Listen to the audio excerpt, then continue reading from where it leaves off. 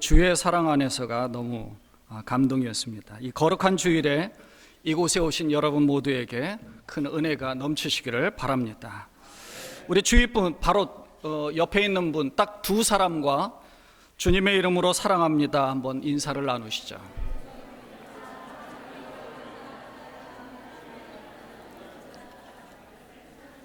제가 두 사람하고만 하시라고 했는데 너무 많이 하신 것 같습니다. 다시 한번 딱 두 사람입니다. 두 사람하고만 인사 나누십시오.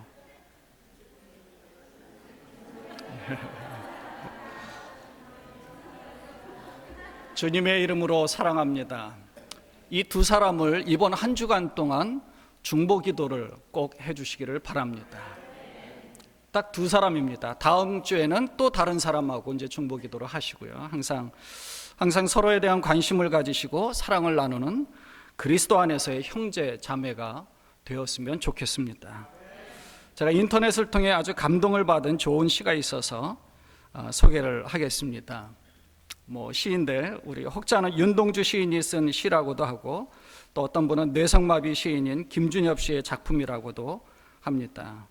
내 인생에 가을이 오면, 내 인생에 가을이 오면 나는 나에게 물어볼 이야기들이 있습니다. 내 인생에 가을이 오면 나는 나에게 사람들을 사랑했느냐고 물을 것입니다. 그때 가벼운 마음으로 말할 수 있도록 나는 지금 많은 사람들을 사랑하겠습니다. 내 인생에 가을이 오면 나는 나에게 열심히 살았느냐고 물을 것입니다. 그때 자신 있게 말할 수 있도록 나는 지금 맞이하고 있는 하루하루를 최선을 다하며 살겠습니다. 내 인생에 가을이 오면 나는 나에게 사람들에게 상처를 준 일이 없었냐고 물을 것입니다. 그때 자신 있게 말할 수 있도록 사람들을 상처 주는 말과 행동을 하지 말아야 하겠습니다. 내 인생에 가을이 오면 나는 나에게 삶이 아름다웠냐고 물을 것입니다. 그때 기쁘게 대답할 수 있도록 내 삶의 날들을 기쁨으로 아름답게 가꾸어 나가야 하겠습니다.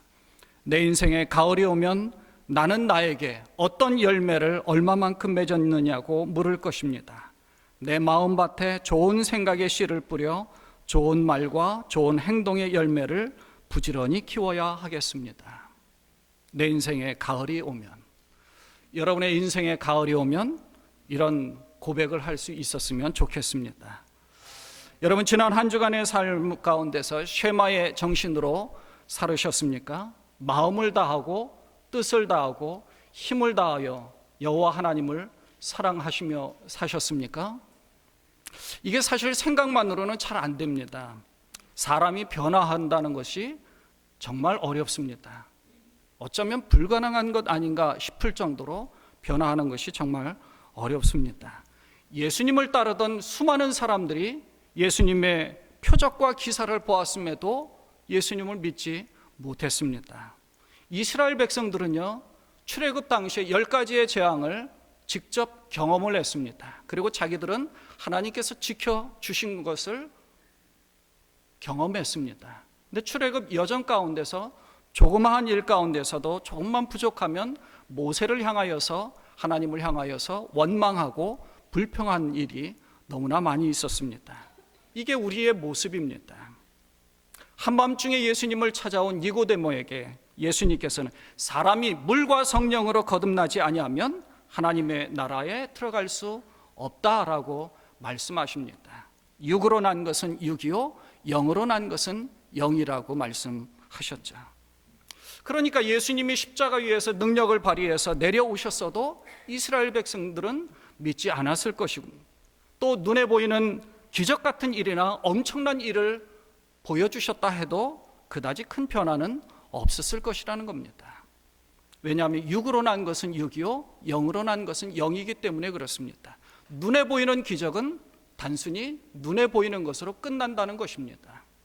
그래서 그리스도인이 쉐마의 정신의 이 모습으로 살아간다면, 그렇게 살아가기 위해서는 육으로 난 것이 아니라 영으로 거듭나야 한다는 것입니다. 오늘 본문이 바로 그것을 이야기합니다. 그런즉 누구든지 그리스도 안에 있으면 새로운 피조물이라. 이전 것은 지나갔으니 보라 새 것이 되었도다. 예수 그리스도를 믿음으로 그리스도인이 되었다는 것은 새로운 피조물로 창조되었다는 것입니다. 사실 우리 마음에 이 믿음이 생긴다는 것 자체가 은혜 아닙니까? 인간적인 머리로 이해할 수 없는 일들이 너무나 많습니다. 믿겨질 수 없는 것이 신앙의 신비요, 신앙의 세계인 것입니다. 예수님을 따르던 제자들의 모습이 이해되지 않아서 그들을 없애려고 했던 사람이 바로 바울이었습니다. 그런데 이 바울은 부활하신 예수님을 만나서 단번에 그리스도 안에서 새로운 피조물로 재창조되었다는 것입니다. 그래서 그리스도 안에 있으면 새로운 피조물이라고 고백하고 있는 것입니다. 새로운 피조물로 새로 태어났다는 것은 이전의 생각과 이전의 삶이 완전히 바뀌었다는 것입니다. 새로운 피조물로 창조되었기 때문에 그렇습니다. 오늘 본문 16절에서 바울은 그러므로 라는 말로 앞구절에 쫙 장황하게 설명한 것을 결론지어서 설명을 합니다. 그러므로 그가 앞구절에서는 무슨 말이 있느냐면요, 15절에 보면 그가 모든 사람을 대신하여 죽으심은 살아있는 자들로 하여금 다시는 그들 자신을 위하여 살지 않고 오직 그들을 대신하여 죽었다가 다시 살아나신 이를 위하여 살게 하려 함이라. 그러므로 우리는 이전에 육체의 삶대로 살았지만 이제는 육체의 삶이 아닌 영적인 삶을 살아야 된다라고 강조하는 것이죠. 바울의 이 생각이 갈라디아서 2장 20절에서 그대로 드러납니다. 내가 그리스도와 함께 십자가에 못 박혔나니 그런즉 이제는 내가 사는 것이 아니요 오직 내 안에 누가 산다고요? 그리스도께서 사신 것이라. 이제 내가 육체 가운데 사는 것은 나를 위하여, 내 목숨을 위하여서 주님의 목숨을, 나를 사랑해서 주님의 목숨을 내어놓으신, 자기 자신을 버리신 하나님의 아들을 믿는 믿음 안에서 사는 것이라고 고백하지 않습니까? 우리 속에 그리스도를 위하여서 내가 사는 것입니다. 여러분이 새로운 창조물로, 새로운 피조물로 창조되셨습니까? 그럼 여러분 자신이 사는 것이 아니라 여러분 속에 있는 그리스도를 위하여서 여러분이 지금 살고 계시는 것입니다. 그러니까 지금 우리가 육신 안에 사는 것이 바로 나를 위해서 사는 것이 아니라는 것이죠. 그리스도를 믿는 믿음 안에서 사는 것입니다. 이 우리의 싸움이 바로 이것입니다.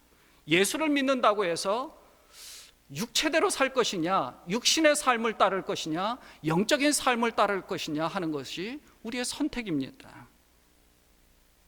세상의 성공과 실패, 세상에서의 축복과 저주, 세상에서의 행복과 불행의 잣대가 세상적 기준으로 바라보고 있다면 아직도 육신에 속한 사람이라는 것입니다. 이렇게 본다면 예수님은 세상의 기준으로 본다면 완전히 실패한 사람 아니겠습니까? 자기가 먹이고 고쳐준 사람들이 다 멀리 떠났습니다. 자기가 애지중지하며 제자 훈련시킨 12명의 제자 중에 한 명이 자기를 배신했습니다. 사람들이 환호성을 지르며 예루살렘 입성을 환영했습니다. 그렇게 좋아했어요. 근데 며칠 후에는 뭐라 그래요? 그 사람들이 다 예수를 십자가에 못 박으라고 저주를 퍼부었습니다. 그리고 마지막에서 우리가 말도 꺼내기가 무서운 저주의 십자가를 지시고 비참하게 죽으셨습니다. 이게 세상적인 기준입니다. 그러니까 세상적인 기준으로 예수님을 믿는다면 예수님의 이 모습은 완전히 실패했다는 것이죠. 그런 예수님을 믿는다고 하면서 아직도 우리가 세상의 영광, 세상의 축복, 세상의 기준을 바라보고 있다면 영적인 삶이 아니라 육체의 삶을 살고 있다는 것입니다. 그래서 고린도전서 1장 18절에서 바울은 이것을 고백하는 것이죠. 십자가의 도가 멸망하는 자들에게는 미련한 것이요 구원을 받은 우리에게는 하나님의 능력이라. 그런즉 그리스도 안에 있으면 새로운 피조물이라고 하셨는데 새로운 피조물이 된 그리스도인들은 그래서 십자가의 정신인 본문의 이 화목을 실천하며 영적인 삶을 살아야 할 줄로 믿습니다. 십자가의 정신이 뭐예요? 첫째는 하나님과의 화목을 누리는 것이고요. 두 번째는 이웃과의 화목을 누리는 것입니다. 또 이웃들이 하나님과의 화목을 누리면서 살 수 있도록 그들에게 말씀을 증거하는 것입니다. 이게 전도의 삶이죠. 근데 우리는 많은 경우에 이 단계까지 잘 이르지 못하고 있습니다. 그러니까 신앙생활을 한다고 해도 육체의 단계에서 끝나는 경우가 많습니다. 교회를 다닌다고 해서 다 하나님 앞에 화목한 것이 아닙니다. 하나님과 화목하려면 어떻게 해야 하느냐면 하나님 앞에 우리 자신을 들여서 십자가에 못 박아 우리 자신이 죽어야 한다는 것이죠.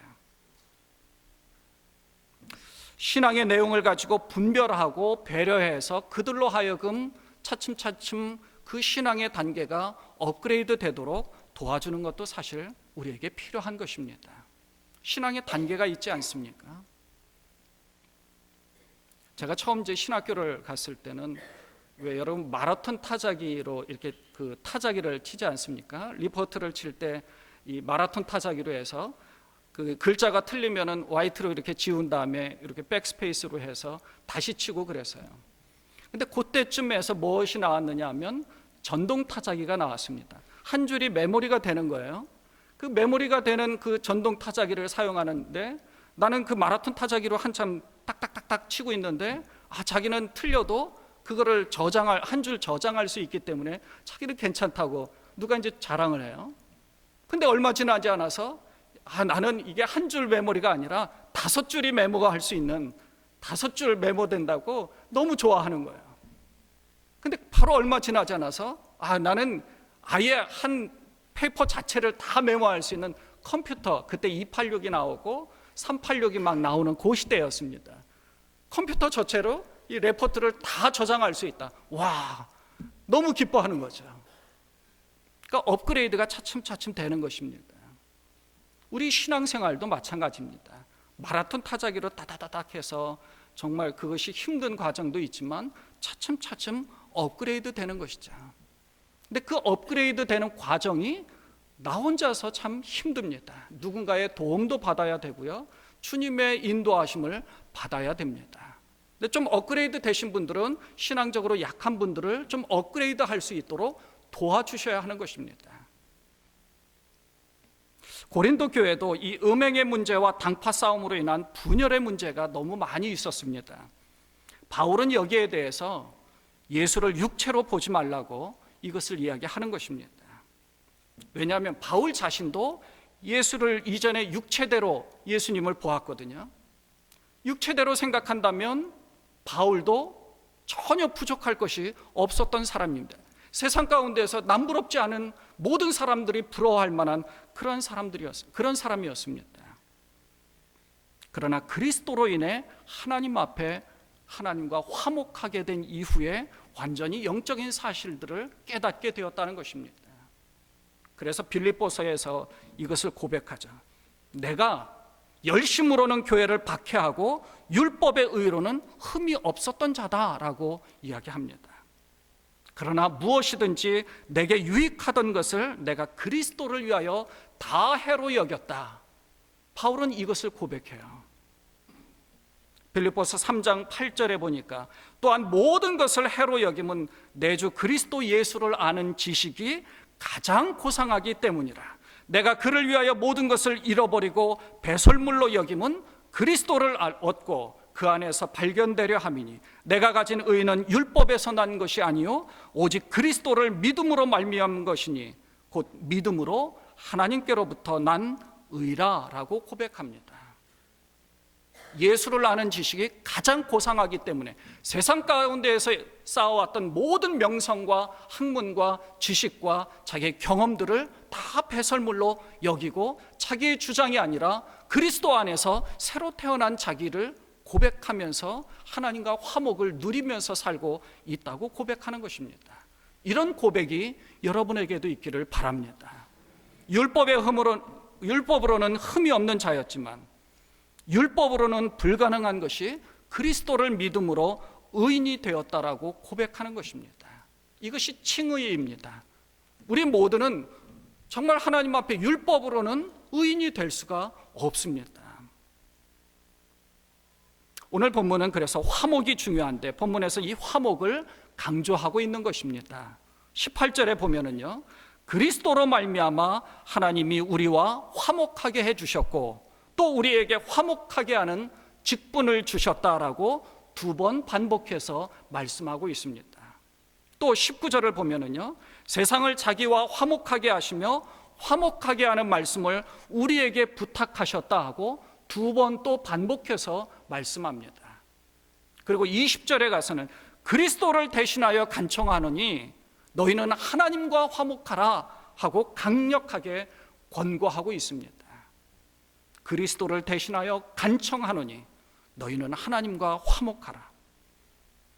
자, 그럼 이 화목이 무엇입니까?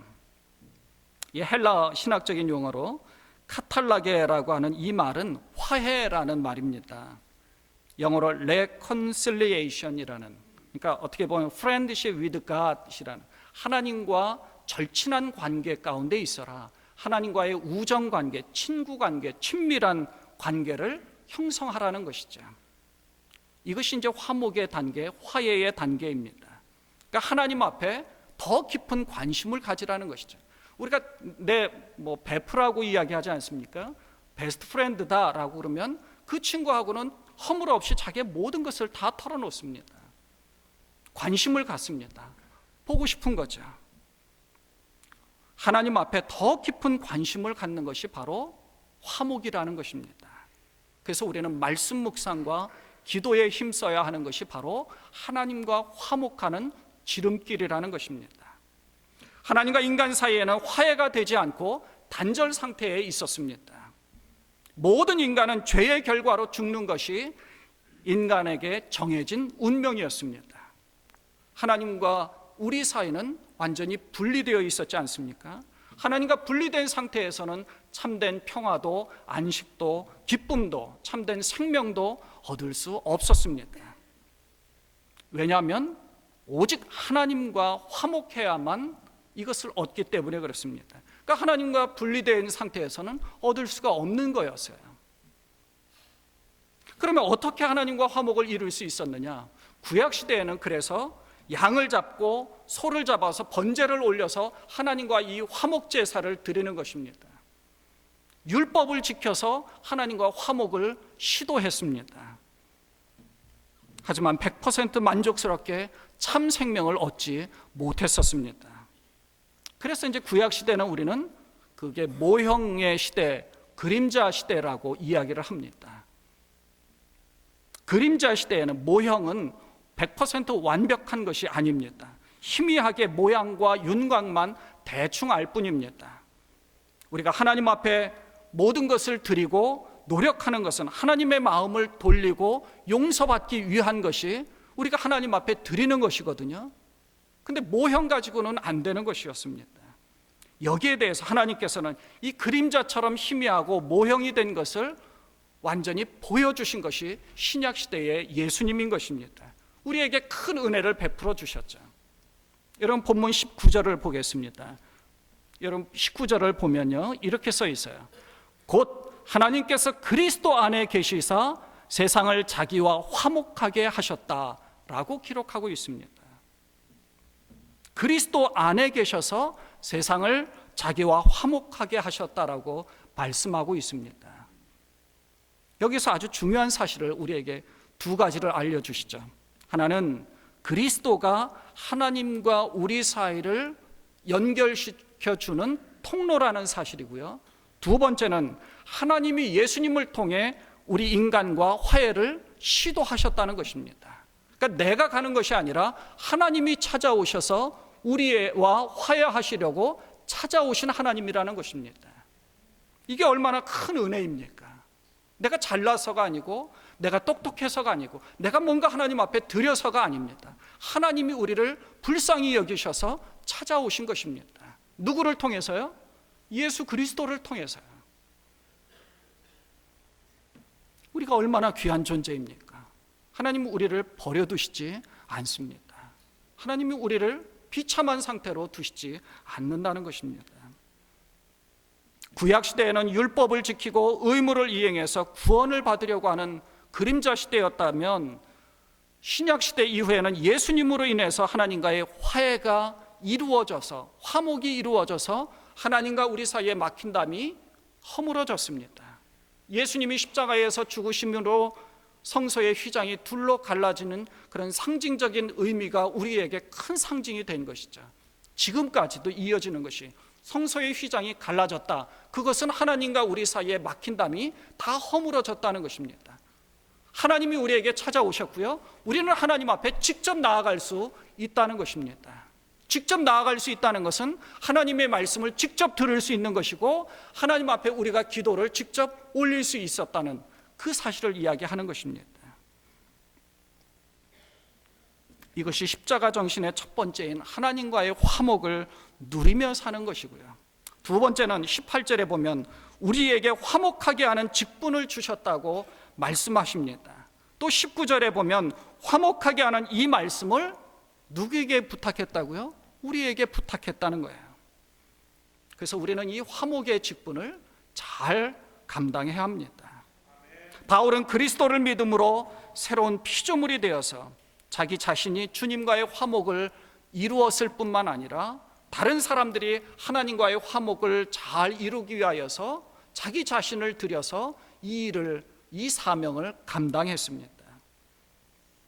사명을 감당하기 할 때에는 굉장히 어려운 일들이 많이 있습니다. 내 일을 포기할 때가 많습니다. 내 고집을 포기할 때도 많습니다. 또 고통도 많이 당합니다. 그래서 본문 바로 뒤에 이어서 나오는 6장에서는 바울이 얼마나 큰 어려움을 당했는지를 그걸 장황하게 설명합니다. 4절 이하에 보니까 이렇게 써 있어요.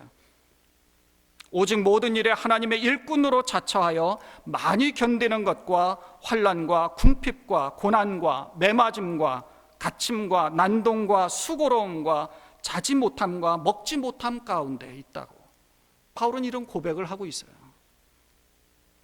사명을 감당하려고 하니까 이렇게 어려운 거예요. 여러분이 지금 이런 상황 가운데 있습니까? 우리는 이렇게도 못하고 있잖아요. 근데 아직도 이렇게 사명을 감당하면서 이런 고통 가운데 있는 분들이 사실 많이 있습니다. 우리 선교사님도 그러죠. 우리 말리 조항수 선교사님도 여기 오셨지만 그 말리 같은 곳에서 선교한다는 것이 이런 일들을 아마 많이 경험하셨을 거예요.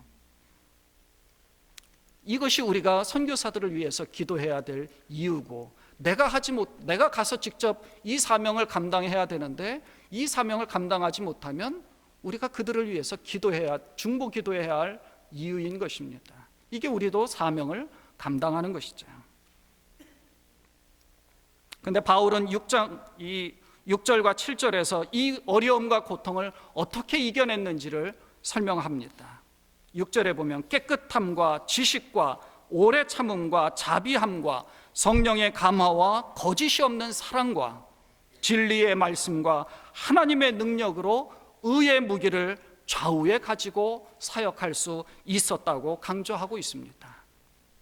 여러분의 사역 가운데서도 이런 말씀을 굳게 붙잡고 사역을 잘 감당하셨으면 좋겠습니다.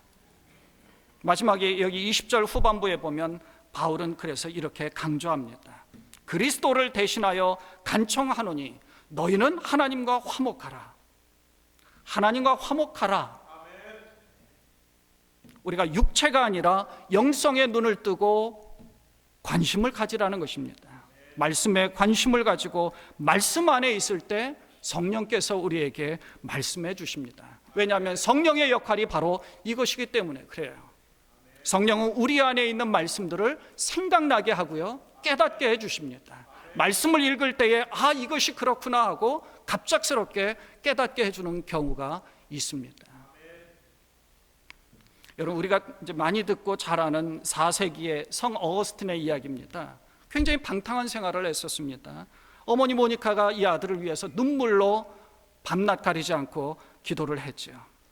그런데 이 어거스틴이 당시의 영적 지도자였던 밀라노의 주교 암브로시우스를 만나서 굉장히 도전을 받았습니다.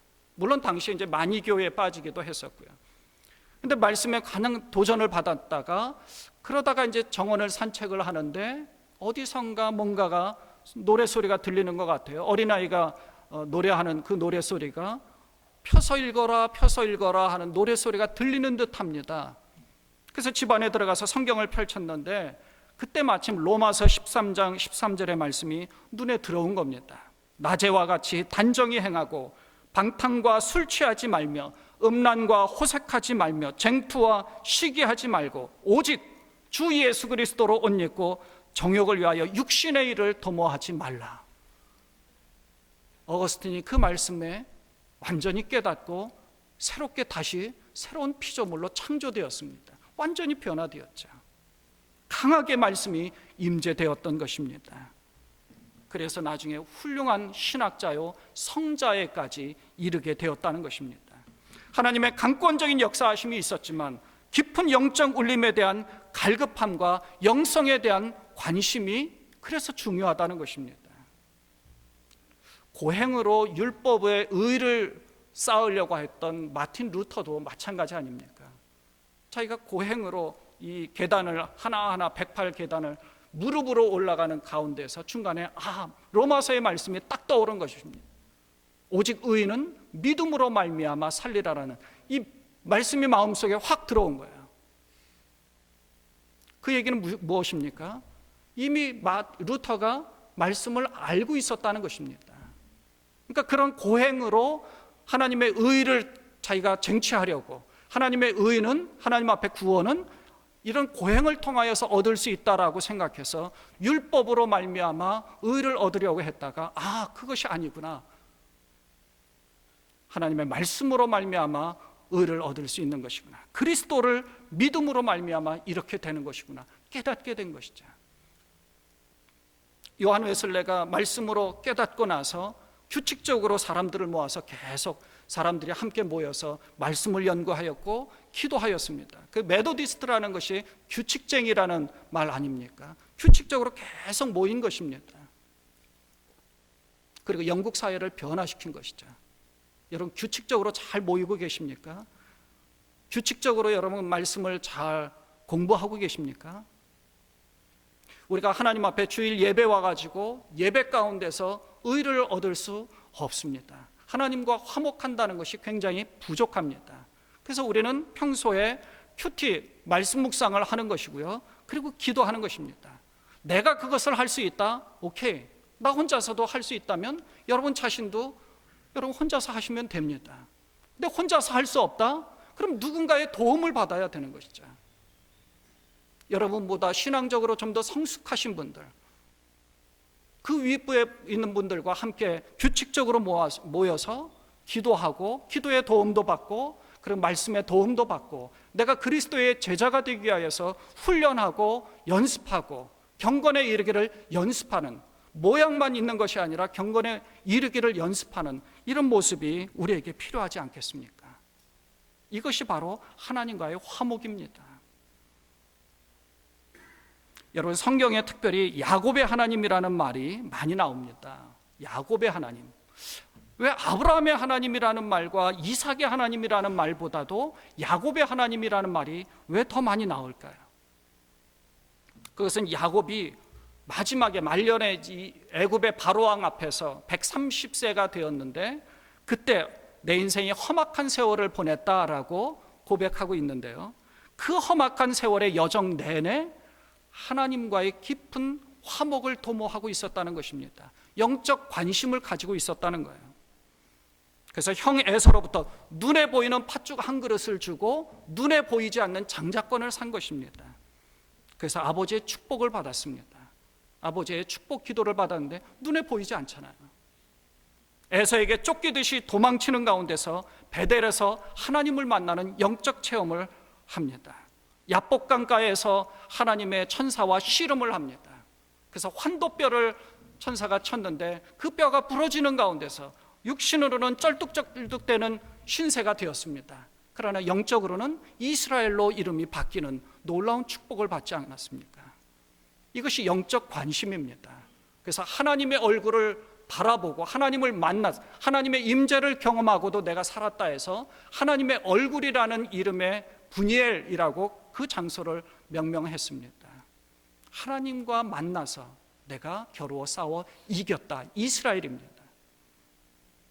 이런 영적 체험을 통해서 하나님과 화목한 이 야곱은요, 후에 에서의 마음도 완전히 바뀌어져서 그 형 에서와 화목을 또 누릴 수 있었던 것이죠.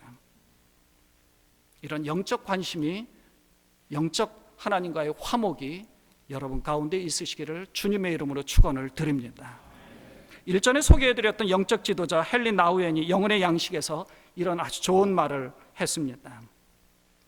영적인 삶이란 일상의 존재 이전의 삶도 이후의 삶도 그 너머의 삶도 아닙니다. 영적인 삶이란 지금 여기 아픔과 기쁨의 한복판에 사는 삶일 때만 진정할 수 있습니다. 하나님과의 만남으로부터 감격과 치유와 회복과 삶의 변화가 일어나는데 그것이 바로 영적인 삶이다라고 고백하고 있는 것입니다. 그렇습니다. 육체의 삶이 아니라 영적인 삶은 하나님과의 화목을 누리면서 사는 것인데, 하나님과의 화목은 내가 영적인 삶에 더 깊은 관심을 기울여야 한다는 것입니다. 사랑하는 여러분, 오늘 본문에 제가 21절까지 읽지 않고요 20절까지만 읽었습니다. 왜 20절까지 읽었느냐 하면 마지막 구절을 여러분에게 좀 강조하고 싶어서입니다. 그리스도를 대신하여 간청하노니 너희는 하나님과 화목하라. 그리스도 안에서 새로운 피조물이 되었다는 것은 육체의 삶이 아니라 영적인 삶에 더 깊은 관심을 갖는 것이죠. 하나님과 화목함으로 여러분의 영안이 열리고 영적인 귀가 열려서 주님의 말씀을 들을 수 있는, 그래서 참된 회복과 참된 행복이 여러분과 여러분 가정 가운데 누려지시기를 주님의 이름으로 축원을 드립니다. 기도하겠습니다. 하나님 아버지, 이제 가을을 맞이하여서 수학의 계절로 우리 인생을 다시 한번 뒤돌아볼 수 있는 시간을 갖게 되었습니다. 하나님 아버지, 내가 정말 육체의 삶을